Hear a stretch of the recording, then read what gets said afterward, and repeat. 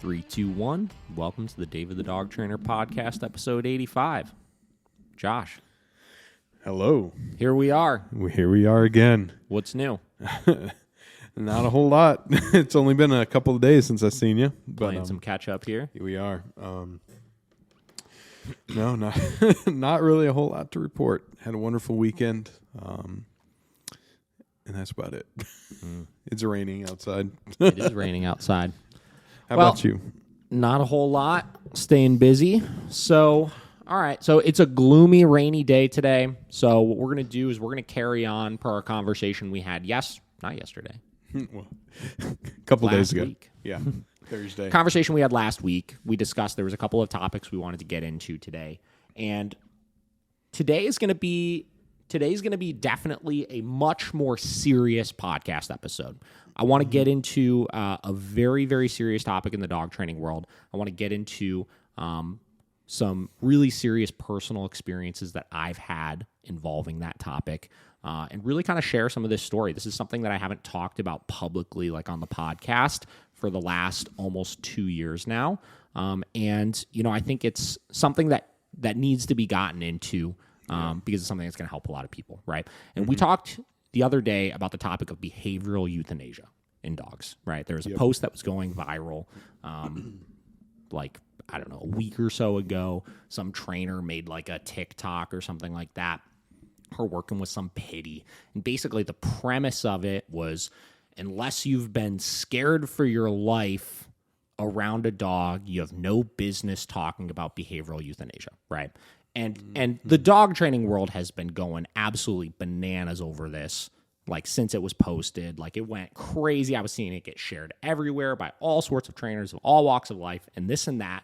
And I want to share my personal experience with behavioral euthanasia because it really, I think, helps highlight how dumb of a thing that is for somebody to say, right? So a lot of people on here, I've talked with a lot of my clients about this. I share this story a lot, but I have a German Shepherd named Cade. Everybody knows this, right? My black German Shepherd. He was my dude, man. I owned this guy for like 3.5 years, 4 years. And I chose almost 2 years ago to have him euthanized, right? And there's a lot of reasons leading up to it. And there's a lot of really, really horribly dumb mistakes that I made with him that ultimately led to 5 people getting bitten when I owned him, right? And I want to share the story of all that with everybody so people can learn from some of the mistakes that I made and so people can realize how this helped shape the trainer that I am, right? You know, he's a dog I learned so much from. He's a dog that really shaped a lot of the behavioral modification work that we do to this day. And it's tough, man. Like even right now, like getting ready to talk about, like it's emotional, you know, like it's still something that my wife and I talk about, you know, every now and then, but we kind of shy away from the conversation because it's hard to talk about, man. Yeah. But it's a very important topic nonetheless, right? So I'm going to kind of start from the beginning with this, how I knew him, what ultimately led to me owning him, what ultimately led to some of the bites happening, why I held off on having him euthanized for so long before I ultimately made the decision to do it, right?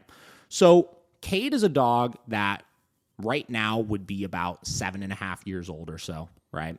He is a purebred German Shepherd, and like he is like the epitome of what a German Shepherd was, right? A strong, confident, big ass, scary ass dog, right? Huge. He was originally purchased from a breeder. I believe the breeder was out of Southern Ohio by a really nice family in the Moreland Hills area. And I met him when he was 8 weeks old. They brought him in for an assessment. This would have been like 7.5 years ago. And I'll tell you, or he may have been like 10 weeks or something like that at this point. He was a goddamn terror at that age. They came in, wife came in, bruises all up her arms and stuff like that from him just going ham, biting at her, this, that. Not in an aggressive fashion at this point, but, you know, in a really, really crazy, out of control German Shepherd puppy standpoint. Right? Yeah. Signed him up for training, did a puppy program with him, right? We started it when he was like 12 weeks old or so. He was a hard dog, man. I remember at the time, now granted, I had maybe a year and a half of experience at this point. You know, like I wasn't wasn't that great of a dog trainer at this point, but I knew what I was doing. You know, I was able to help them out quite a bit with him. And, you know, we got past those puppy issues, right? We helped kind of set him up some structure, and, you know, he was growing and maturing and this and that. And somewhere around 6 months or so, he started displaying resource guarding issues towards them, right? So I remember them coming in. They're like, you know, he's getting a little growly over his food and stuff, right? He's getting a little growly over, they had these like tracheas, like chewable trachea things that they would give him and stuff like that, right? And at the time, I did not have a lot of experience with resource guarding issues, right? So in my mind, this is just every other dog you'd work with, right? This is, you know, we need better impulse control around the food, right? This, that. We work some drills. We got them better with it, this and that, right? And, you know, we got some headway, right? They were able to kind of get some results with them and stuff like that, but we never totally fixed the issue. And a lot of it was because I never really saw it out of him. I didn't really know what I was doing at the time when it came to like serious behavioral modification and stuff like that.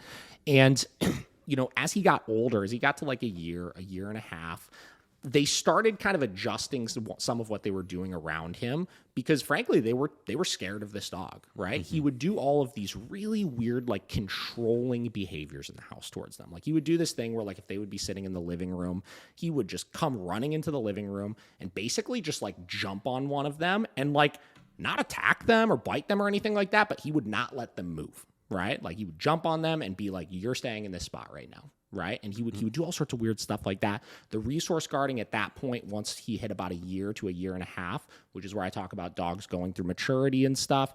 It started really jacking up at that point. They started feeding him like in their garage. And, you know, basically that was like his domain. And this dog was truly like running their house. Like there were serious problems. Right. They contacted me again when he was about a year and a half old. Right.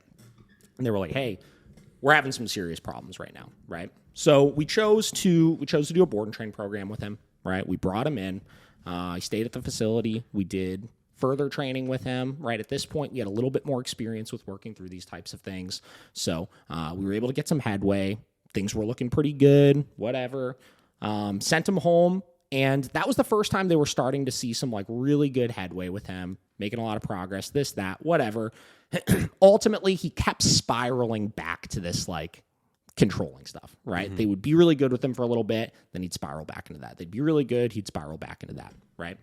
And it started becoming more and more apparent, like as we started hitting that 2-year mark with him, that he was just not the dog they wanted, right? Understandably so, right? They were like, you know, the husband and I had a couple of conversations about, you know, like we just think, you know, we're thinking about rehoming him. We're thinking about giving him back to the breeder, this, that. So, you know, we had the conversation, you know, let's give it one more time, right? Let's give it one more try. I took him personally to come live with me for 2 weeks. You know, again, I knew this dog for a long, I knew him since he was a puppy, right? He would come to daycare all the time. He was very social with the other dogs. Like, I had a very good relationship with this dog, right? So he came, he stayed at my house for about 2 weeks, right? Fully integrated with all my other dogs. He took him literally everywhere with me. At this point, we had Heights Columbus, we had Heights Cleveland, we had Heights South Euclid. This dog literally went everywhere with me. I used him in every single lesson that I had. He lived with me. You know, I mean, it was great, right? Like, he was like my dog for 2 weeks, right? Did really well. Sent him home. One last hoorah. Again, 2 weeks goes by. We touch base every day, seeing some progress. Finally, ultimately wound up biting the wife, right, over her feeding time, right? Yeah. Nothing serious, right? I think she had like one puncture in her arm or something like that. But that was kind of the deal breaker for them. They're like, you know what? We don't want him anymore. Yeah. You know? Totally understood, right? As soon as they called me and told me that, and I even had this conversation in my head before I even sent him home, I was like, I'm really enjoying having this dog around right now. I was like, if they choose to rehome this dog, I was like, I think I'm just going to keep this dog, right? At the time, I just had Vinny and Vera. I was freshly single out of a relationship. And, you know, he was a dog I really wanted, right? So they called me. They said, hey, we're getting rid of him. I told him, I was like, bring him up to the shop tomorrow. I'll take him from you, bring his food. Good to go, right? You know, I think they kind of knew that I was going to do that also, right? They were like, we really appreciate that. Yeah. We'll bring him up tomorrow.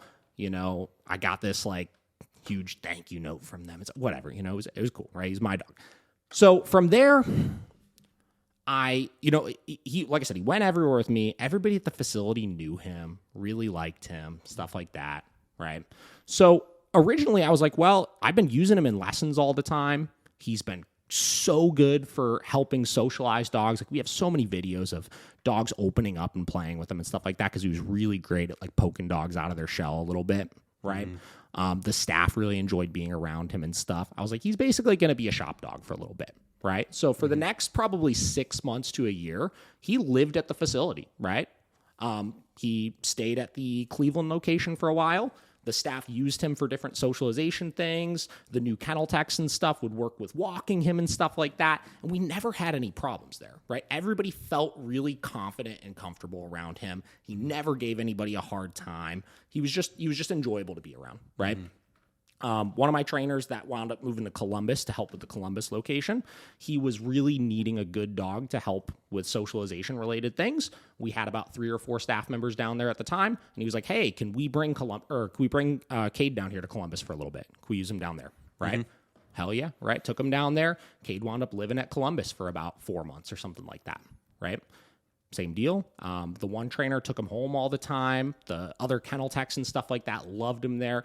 One of my kennel techs that worked for me, Courtney, down there, she even messaged me a couple times. She's like, I'd love to, can I like take him, like go for hikes and stuff like that and do all these things? I was like, hell yeah, if you want to, like he was just like, he's just really enjoyable to be around. He was very beneficial and he really was an asset to the company at the time. Right. So whatever. Wound up taking him home. I was like, I want to start bringing this dog into my life a little bit more. Took him home. He was good. Did well, stuff like that. And at the time, I was back and forth on. I was back and forth on like if I wanted to keep this dog truly for myself or if I wanted to try to successfully rehome him at the time, right? And I knew he couldn't just go to anybody, right? I knew he had his resource guarding issues, or I should say at the time in my mind, I knew he had his history of resource guarding issues because he never really displayed it with me. I think first couple days back home when I brought him home when he was like staying with me for that like 2-week stay, like day 1 and day 2, I saw like these tiny glimpses of it. 2 of them in particular I could remember is I brought him into my house and he like walked by in the kitchen where we keep the food and stuff. And there was like a food bin and like a couple of bowls and stuff like that. And I remember he walked by and as he was walking past, he kind of like slowed down. And I noticed just like the hint of like the hair going up on his back. And we shut that down like that. Like that was not going to be a problem in the house, right? Stopped it. Another time I'd finished eating like a Chobani yogurt and like had it sitting on my coffee table and same deal, like went over and like licked it. And then same deal, I kind of noticed his whole body language shift a little bit the second he did. Same deal, shut it down like that. Those were the last times I personally ever saw any resource guarding out of him. It was clear at that point to him, around this guy, this stuff doesn't fly right now, right? So whatever. So I was back and forth on like, do I keep him? Do I rehome him? This, that. One of my employees that worked for me at the time, and mind you, my timeline with some of this like really early stuff is not like... it's been a long time. Whatever. It's been a long time, right? So one of my employees that worked for me at the time really, really loved this dog. She's like, I think my husband and I really, really, really would love to adopt this dog. She's kind of the one who initiated it. Like I was in the back of my mind, like maybe, maybe not. But she was the one that was like actively like, I want this dog, right? They had another German Shepherd at the time. I was like, I kind of like was, like he's a difficult dog, right? This is his past, right? He's had these resource guarding issues, right? Like he's good, but like he's definitely a dog you gotta like take seriously. And they're competent, you know what I mean? Like their German Shepherd was a little difficult as well. Wasn't aggressive or anything like that, but he was a tough dog, right? And at this time, he'd only nipped the owner way back years ago, right? I mean, he bit her, right? Yeah. But like that was the only bite that he had at that point. Yeah, that's what I meant. Yeah, for sure. So whatever. So I was like, all right, well, let's do this. I was like, why don't you guys take him for like a weekend? You know what I mean? Take him for a weekend. We'll sit down together and go over some rules and stuff like that to make sure this goes as smooth as possible, right? And see what we get. So her and her husband came by, right? Obviously, Cade and her dog, I believe, had met a couple times. They were fine. That wasn't an issue. And they took him, and my big thing was, do not feed this dog alone, right? Make sure if you feed him, both of you guys are there. Make sure there's this structure behind it, and make sure that obviously any nonsense is stopped immediately before it becomes a problem, right? I think they may have had him, again, I don't remember exactly, 4 days, something like that. Things were going good. I got a call a couple days in. I was like, I got a call. They're like, we're pretty sure we want him, like this has been awesome. We're pretty sure we want him. I was like, cool. I was like, why don't you guys give it a couple more days? Give it a couple more days, right? So I'm in a lesson, and I remember at the time, one of my employees came, pulled me out for a second. They said, hey, problem, employee got attacked by Cade. I was like, great. Yeah. What happened, right? Is she okay? Is everything okay? Right? She's okay. She was going to the hospital. She had a couple bites up her arm and stuff. Fed him by herself, right? Whatever. This is, I want to make this very clear as we move through this story a little bit here, right? Though in my mind, my first thought, and you're going to hear this a couple of times here, my first thought was that was clearly something I said not to do. It's not out of character at all that he would do this, right? And that was my justification for it. In the end of the day, dogs shouldn't bite like that. Yeah. Dogs bite, don't get me wrong, right? But dogs should not try to just attack you over things like that. You know what I mean? Yeah. And again, as we get further along, I'll try to generalize this to I'm not saying every dog that displays any sort of resource guarding needs to be put down or anything like that. Cade is a 1%er dog, right? Cade truly is one of those dogs,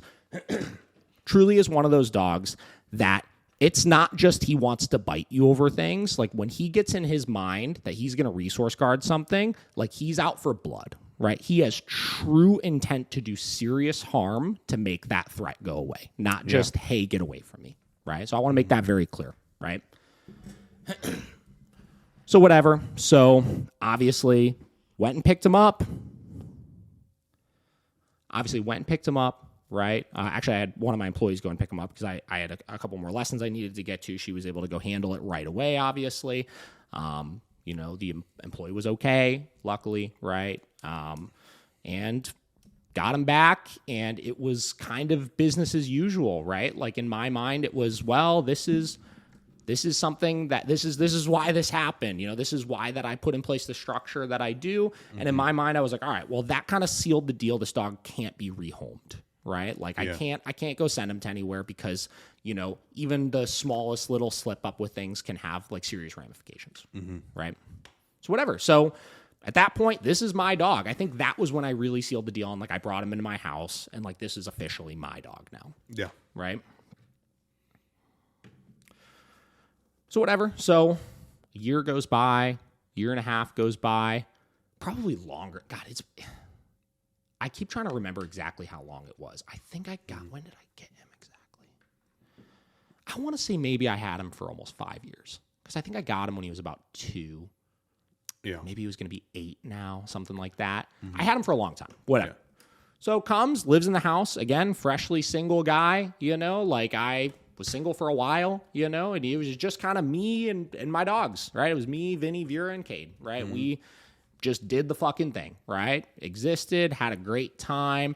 If I had family and friends come over, like I had him out, you know what I mean? Like in my mind, like he has these predictable triggers, right? These predictable triggers are not a problem with me, right? Like I have so many videos of me feeding him and playing with toys with him and doing all those types of things. Like him and I established a relationship where he enjoyed being around me, I enjoyed being around him, but he realized certain things don't fly, right? So whatever, had him for a while. Met my wife, right? She loved it. I mean, everything. It was good. You know what I mean? Now, at this point, this would have been 3 years ago, 4 years ago, 4.5 years ago. At this point, right? I have grown so much as a trainer at this point. I've already learned so much from this dog. I've learned how to kind of contain and control and manage resource guarding a little bit better. And I had a better idea in my head of parameters that I needed to set with him, situations to put him in, situations not to put him in, making sure that, like, I knew, obviously you don't fix serious behavioral issues. This is a topic I talk about with a lot of people, obviously. Yeah. Right? You don't fix behavioral issues, right? You learn how to contain and manage them better and increase the dog's threshold to things, right? So I got him to a place where if I was present and I was able to supervise, not with this crazy amount of like hyper laser vision, supervision and stuff like that, but if I was able to supervise, there really was not any problems, right? Again, family, friends, this, that, I was able to have him around all of them and it wasn't a big deal, right? So whatever. So year goes by, year and a half goes by since I meet my wife. Had a great relationship with him. She would go take him for hikes and do all these different types of things, but we still had our clear rules, right?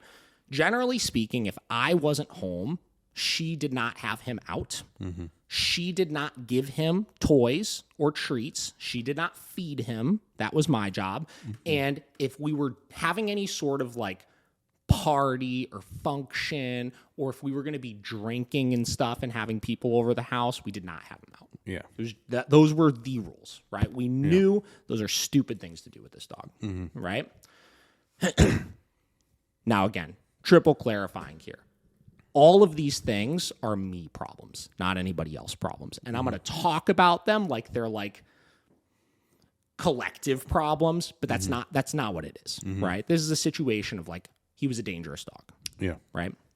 So, bite number 2, right? Neighbors were over hanging out, right? We were having a wild night, if you will, right? We were drinking a lot, right? Hanging out, having a good time. Cade was at the house, obviously. I had him crated, contained, put away. I knew what we were doing. I knew we were having a good time. I knew nobody was in any sort of clear state of mind at this point, right? We're hanging out. I don't think we had any of the dogs out at the time. I think because typically by general rules, if we're having a party or something like that, there's no reason why dogs need to be out. And particularly if you're going to be drinking and stuff and you're not able to supervise, they need to be put away. 100%. So whatever. So my wife loved this dog. Loved him, right? And the neighbor that was over was like, why is he in the cage? Why is he in the cage? Why don't you let him out? Why don't you let him out? Why is he in the cage? Right? Then my wife's like, yeah, like, come on, like, he can come hang out, this, that. I was like, no, whatever. Again, I'm drunk at this point. Right? Everybody's drunk at this point. Finally, she's like, yeah, I think we should let him out. We're just going to let him out. Lets him out, whatever, hanging out. Maybe an hour goes by, this, that. I think at some point, she was like kind of like the neighbor was kind of like patting him and stuff, and he kind of growled at her and tried to get away, right? And I didn't really see what was in the kitchen in this like area where like you couldn't really see what was going on behind the island and stuff. And I go to the bathroom again. At this point, I don't even know what's going on, right? Like I'm in the bathroom just sitting in there, and all of a sudden I just hear right? Run outside. Immediately my brain just goes to grab dog, throw him in the crate, whatever, right? She went to, I guess she said he looked like he wanted some water. He kept going up to the water bowl and it was empty. So she went to go fill it up and put it down for him. As soon as she did that, jumped up, bit her in the arm, right? Again, all things considered, no major injuries, couple puncture wounds, right? Nothing that bad, luckily. But nonetheless, check, there's another bite, right? Again, rationalization process here. Right? Rationalization process here. I knew he shouldn't fucking be out. That's so stupid. That's 100% on me, right? It's 100% on us. I can't fault him for acting completely to the character that he is. That's why we have these fucking rules in place. Yeah. Right? Chalked it up as that. Right? Fucking sucks, man. You know, I've accepted all of this at this point. You know what I mean? Yeah. Like it's been years now at this point, right? Like I've had plenty of time to beat myself up over all this kind of stuff. Yeah. Right. But at that point, probably should have just had him put down at that point. Right. At that point, I'm now moving in the direction of my wife and I are going to get married soon. We weren't engaged at the time, but we were very close to being engaged. Right. Start a family, this, that. There's no way this dog would ever be able to be a family dog. You know what I mean? This dog was a one-person dog. You know what I mean? Yeah. And this was my dog, right? This was like I know what this dog needs, but you add outside variables into this, it ain't going to work. It's just not going to work. No. Right? And I've talked about this with a lot of like colleagues of mine and stuff like that. We've all said the same thing, right? Whatever. So another X amount of time goes along, right? It's fine. Didn't really change our routines aside from, you know, my wife kind of realized then a little bit more because that's the first time she ever saw anything out of him. She's like, I get it, right? Like, I understand why, right? Yeah. So fast forward to just over 2 years ago, about 2.5 years ago, right? At the house, right? I'm working all day, and Cade was home, right? Again, one of our big rules we had was, and I think we really solidified this after the last incident. I said, if I am not home, this dog doesn't come out. Period. Right? Yeah. Period. Again, I can't fault anybody for this, right? I can't, not one bit towards my wife, not one bit towards anybody, right? Again, I keep saying this over and over again. She only ever saw, aside from that one incident, the best version of Cade possible, right? You've met this dog a million times, right? Like, when he was on, dude was a fun dog to be around, right? He was cool. Everybody that met him, he was like such a beautiful, majestic looking creature, right? Like, I use them in these lessons all the time. People are like, oh my God, that is like the coolest fucking dog ever. This, that, whatever. Love this dog, right? Yeah. So, wife is home. He was in the crate. He's whimpering and whining in there because he wants to be out, right? And in her mind, she's like, it's no big deal. Let him out. She's doing homework, right? She's like, I'm just going to let him hang out, right? She lets him out. He had been in the crate all day, which is a lot of kind of why she wound up letting him out, right? And then she let him out, and she gave him a high-value toy, right? Gave him one of those marrow bones with the peanut butter in it and stuff like that. Here you go, right? Keep him occupied, right? She got up, went to the bathroom, right? She walked back in. She's at this point probably 35 feet away from him, something like that. Far. Far where there's no threat. Yeah. Right? He locked onto her. He said, you're a threat right now, right? And started growling, got up, kind of did the weird stalking behavior towards her. She was like, shit. Started making her way towards the door, went to go make her way out. She's like, she realized, she said the second she did it, she's like, I screwed up, right? Like, I need to basically just go outside and wait till David gets home to put him away, right? She gets to the door, opens that door up. As soon as she goes to get out of the door, he jumped at her, grabbed her hand. Luckily, she was able to pull off the hoodie she had, rip it off, and like throw it for him, sneak out of the door. But she got tagged up real good from that on the hand. Right? Sliced her hand up right down here, right? She's still got a big old scar from that. A couple punctures along the hand and like one here. Again, in the grand scheme of things, we got very lucky in all of these situations, right? I'm not discrediting, they're bad injuries, right? But all things considered, I mean, you hear in the news all the time people dying from dog attacks, right? This is a dog that, under the right circumstances, that could have happened with him. Very easily. Yeah. Right? Again, 1%er dog. I'm not discrediting this, and I'm not trying to make this sound like, look at this. This is fucking the worst dog on the face of the planet or anything like that. Yeah. This truly was one of the most dangerous dogs I think that I've ever worked with. Yeah. Right? But because he was my dog, it gets hard. I've had this conversation with a lot of trainers too, to like turn on training mode sometimes when you're working with your dogs. Because we have all the same emotions as you guys. You know what I mean? Like, but tack on to all of the same emotions towards our dogs. Tack on to that we have the ego on top of us of, oh, and I'm also a dog trainer, so I know better. Right? Yeah. But you're not thinking clearly enough because of the other emotions. Yeah. Right? So whatever. So she calls me, tells me what happened. She's on her way to the hospital, right? So in my mind, the second she calls me, I'm like, I'm gonna have him put down, right? That was the determining factor to me. I was like, I'm gonna put him down, right? So whatever. So I think a couple days later, I called the vet, made the appointment to have him euthanized, and it was they had like a fucking long ass wait list on it or something like that. It was like something like it was going to be like 2.5 weeks before I was going to be able to have it done. He obviously needed to do his 10-day quarantine from it and then pack onto that they just didn't have the availability to get it in any sooner. Obviously, I really didn't want to do it. Like, I knew I needed to do it, but like my heart was like torn. Yeah. In my mind, again, rationalizing. Like, this is why it happened. You know what I mean? Like, this is why it happened. It was so preventable. If only we didn't do, you know what I mean? Like, if only this is the reason we have these rules, this, that, right? But I also knew I couldn't have him at the house. And my brain kept going back to the days when I first got him, when for the first year that I had him or so, he was the best shop dog on the face of the planet. Yeah. Right? My brain kept going back to that. Right? So I fucking bitched out. I canceled the appointment. Right? Didn't do it. I said, he's going to be a shop dog again. Right? Again, we're 3 bites in now. Right? He's going to be a shop dog again. Right?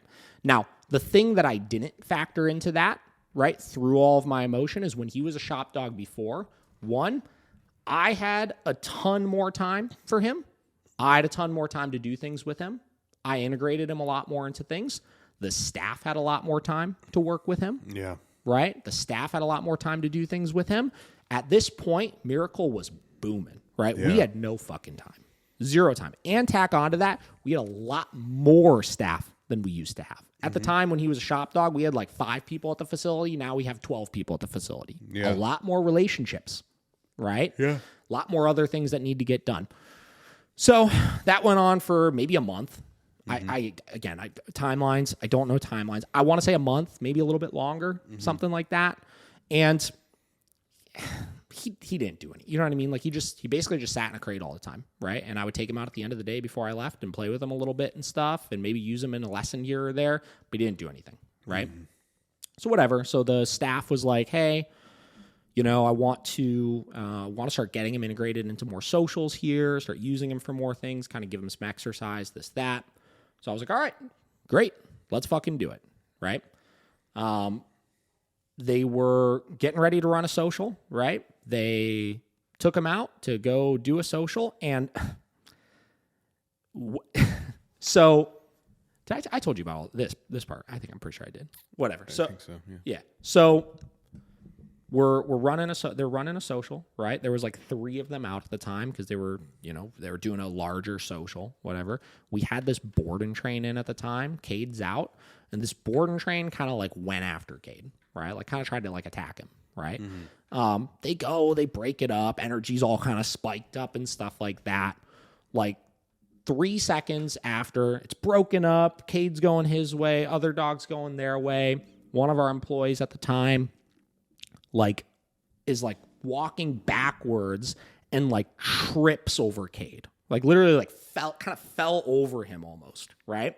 And I still have the video on my phone to this day, right? Like from the security cameras when I watched to see what happened. Tripped over him, and probably because the arousal level was still spiked up because he was just in this altercation with another dog, turned, fucking nailed this dude on the leg hard as shit, right? Knocks him over. The other employees go to break him up, right? He turns at one of our other employees, kind of stalks her down, jumps at her, bites her in the pinky, right? And then finally they got it contained. They got him into a kennel, right? And that was it. They called me, hey, this happened.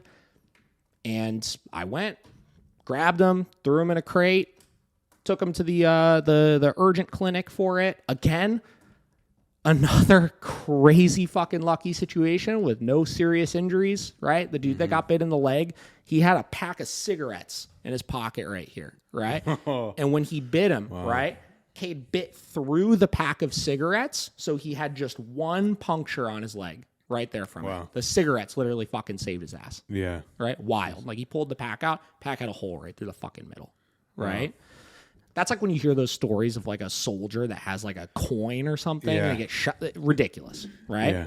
The girl had like her pinky was sliced, like kind of down here, but like, you know, it wasn't good, obviously, but it wasn't the worst thing that could have happened. I think she had a couple more little punctures on her from it, but all things considered, nothing that major. And again, it sounds like I'm discrediting, like it's still bad, right? Yeah. But like all things considered, everybody was okay, right? And called the vet the next day, made the appointment. 10 days later, had him euthanized. Mm-hmm.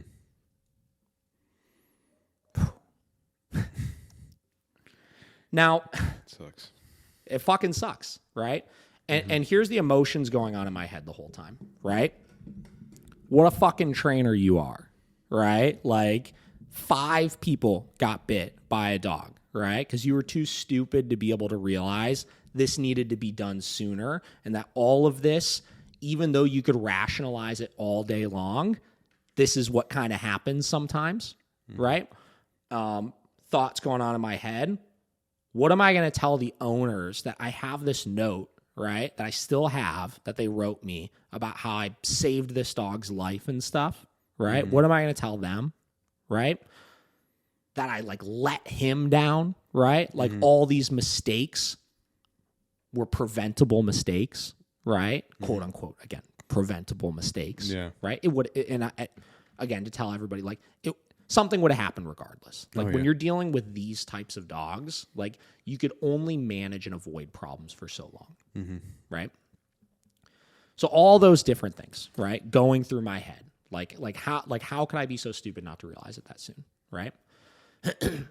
And the reason why I share this story, right, is not just to tell the story. Right. Like one, I think it's important for people to hear, obviously. And I like for people to understand, like, we are transparent about everything, literally everything. Right. And again, even though I haven't talked about this on the fucking podcast, I've told so many clients about this who've called me, who've had dogs that have been in similar situations. Right. Or have had dogs that have shown even the inkling of types of issues to tell them, like, this is how serious this can get with certain types of dogs. Right. But yeah, I think it's important to be transparent about that. I remember when I scheduled the appointment, and I remember the day that I took him in, I sent his old owners, I sent them a really long message explaining what happened, like apologizing that, like, hey, like I told you guys I was going to be able to, you know, keep him safe, keep this situation good and stuff. And they sent me like the kindest message back, dude. It was ridiculous. I actually get a little emotional thinking about it, you know? They sent like the kindest message back, dude. It was insane. It was ridiculous. And it was, again, that whole experience, the whole 4 or 5 years of me owning him really put things into perspective for me. Right. I learned I can't explain how much that I've learned from this dog. And I think a lot of the reason why I've achieved the success that I've achieved as a trainer and been able to get some of the breakthroughs we've been able to get and are able to work with dogs like that is because I could relate so much to the average person with those types of things. Right. I tell everybody we half joked about it one time at the end of a podcast where I said, guys, like, I've done it all with my dogs. I've made every goddamn mistake on the books, right? Serious, not serious, this, that. I've seen it all, right? So when somebody comes and tells me a story and feels like they're the only one who's experienced something like this or felt these types of emotions, they're not. They're not alone with those things because I've experienced it all. And I could help guide your decisions a little bit better than I have, right? Whether that's having the conversation about behavioral euthanasia, right? Whether that's helping them understand that their situation isn't as serious as they think it is, because I've seen really serious, right? Whatever that may look like, right? And spinning this back to like why we're telling it in the first place, this person's post that they made about unless you've been scared for your life around a dog, right? I've never felt scared around Cade myself through everything, right? There was never an ounce of me that felt scared of that dog, right? And if that logic was accurate, right, of if you've never been scared for your life around a dog, you don't have business talking about behavioral euthanasia. If that logic was accurate, he would still be alive, which would have been the biggest mistake in the world. Yeah.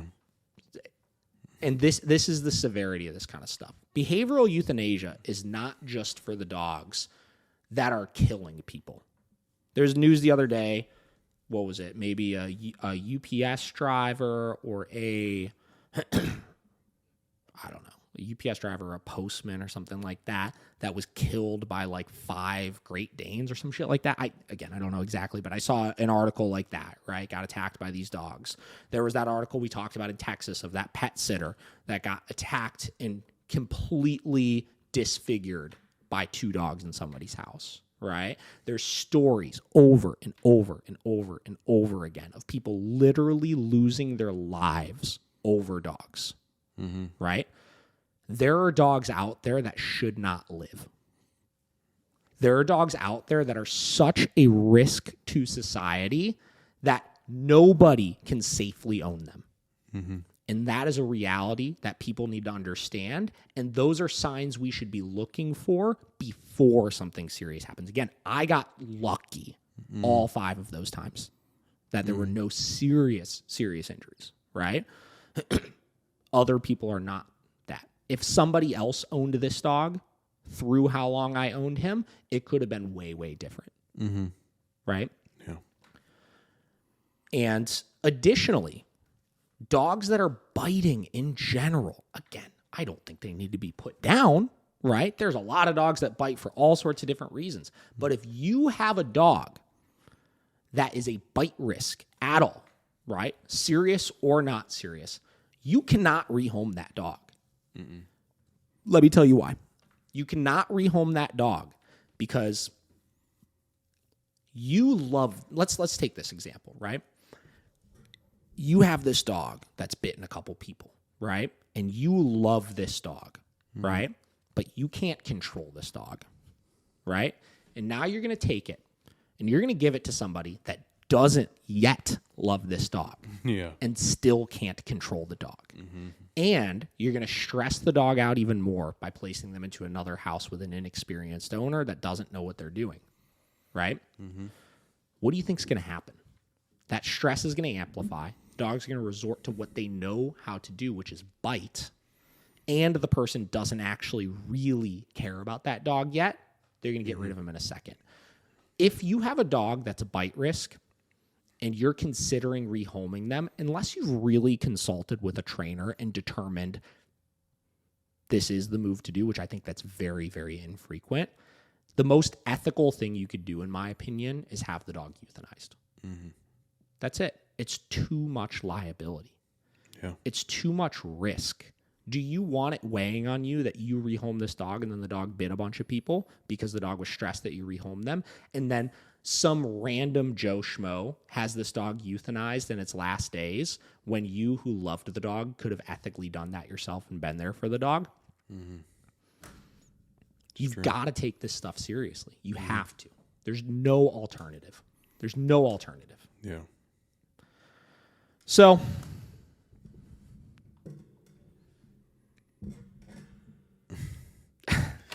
yeah, that's it, man. That's my story with this. And I felt compelled to, the second my trainer sent me that video, when I was out of town the other week, the first thing my brain went to was, that's how I need to talk about this. That's how I need to explain this to people, right? Is by sharing that story and help people understand that this stuff is preventable. Yeah. Right? And in some cases, that is the way to prevent it. Right? Now, I don't want everybody to take this too at heart. Like I'm saying, like every dog that bites needs to be euthanized. That's not what I think at all. We do obviously we do behavioral modification training because I believe the majority of dogs out there are not the 1%ers like Cade, like some of these other dogs that you'll see. Exactly. Right?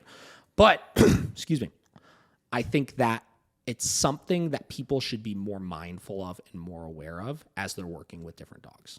Right? Yeah. Where if you start noticing really serious things like that, that it is an option that's at your disposal. right? And even to this day, right? I don't ever tell people this is what you should do. I don't think that's my place to do still, right? I think people have to be okay with the decision on their own and have to be given all of the information possible, right? Now, if I think that it's a likely option for people, I will explain to them that I think it may be one of their only options and that it's up to them to decide from there. Yeah. But yeah, that's my story. What do you think, man? Add some, drop some knowledge on us, Josh. I don't know. That's, it's a hard one because, when we started working together, I mean, I think Cade was already in Columbus at that time. I think so. And I mean, every instance I had with the dog, and that's why I can sympathize with you, even though I wasn't his owner. But every time I was around him, it was a good time, in the controlled situations, he was a great dog, and that's why I hope people do understand like how your point of view was.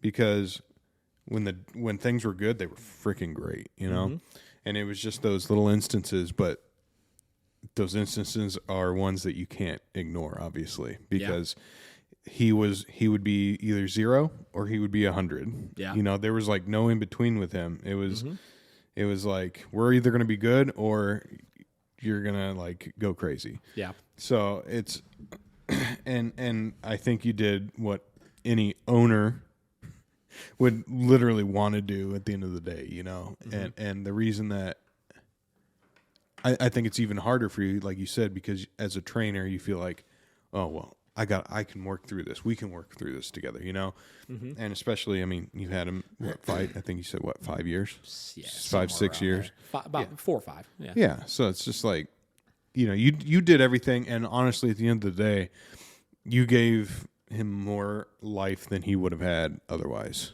Because, sorry, if he went, if you hadn't taken him and they did give him up back then to someone else, he would have been gone a long time ago. Yeah. And wouldn't have had a life anyway. Yeah.